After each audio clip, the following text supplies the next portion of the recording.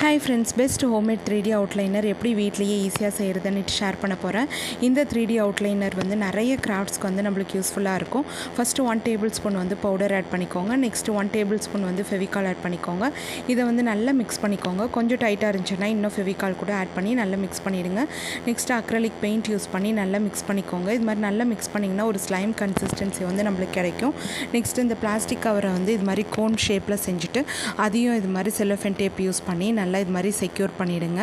இது ஃபுல்லாக நல்லா செக்யூர் பண்ணிவிட்டு நம்ம ஏற்கனவே செஞ்சு வச்சுருக்கோம்ல அந்த மிக்சரை வந்து இதில் வந்து ஃபில் பண்ணிடுறோம். ஃபில் பண்ணிவிட்டு இதையும் செல்லோஃபேன் டேப் யூஸ் பண்ணி நல்லா செக்யூர் பண்ணிவிடுங்க.